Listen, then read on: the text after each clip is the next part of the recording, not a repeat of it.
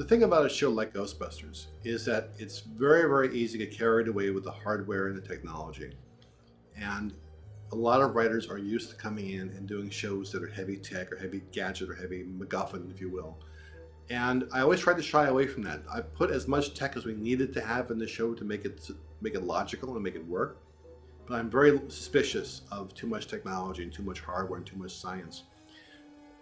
Ground it, explain it, and move on. Tom Petty has the line, "Don't bore us, get to the chorus."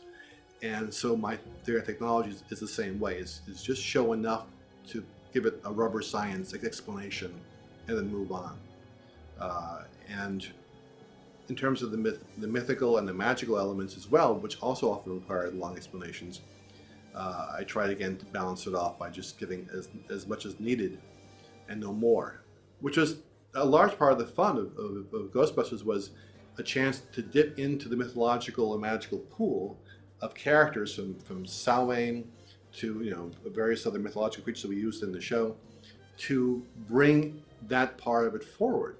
There's not a lot taught these days in schools about mythology and Greek and Roman myths and stories and legends, and to have a chance to really bring that into a primetime syndicated show was a great opportunity for us, and I think goes to the heart of what was probably the most fun about the series for me as a writer and as a story editor, which was the freedom to do whatever we wanted to do.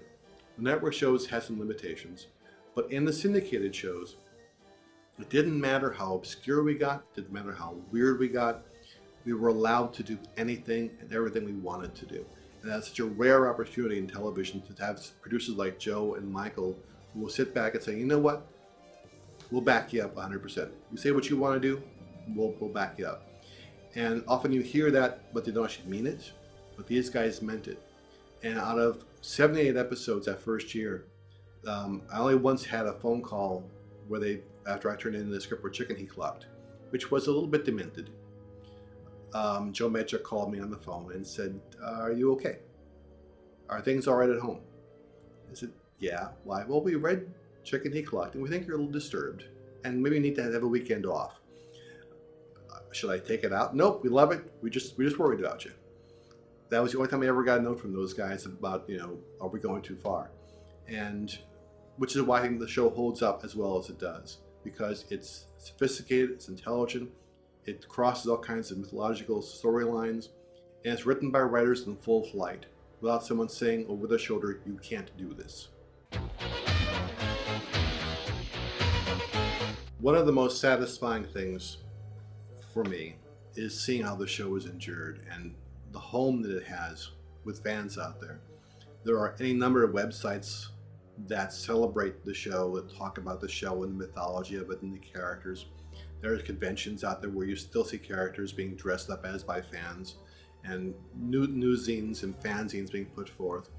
I think that the fact that we did tell stories for grown-ups has really brought the show a certain measure of longevity, particularly because as you watch a show growing up, you watch as a kid, you see one level, then later on you go back and visit it again, you see a whole different level manifesting itself. So each time you go back, you learn different things and you see the show in a different light. And that's been rewarding. When you write for television, you send out your stories into the ether and they disappear. And you think, did anyone notice? There's no audience to see, there's no ratings to see that mean anything on a personal level. But when you 10 years down the road, or 15 years down the road, or now 23 years down the road, people still ask you about it. I still get emails on a basis of 1 or 2 or 3 a week about Ghostbusters, asking questions about it. And that's the joy, because you want the work to endure, you want the work to mean something. Is it a cartoon show? Absolutely. But at the same time, we explored issues of faith, we explored issues of personality and character.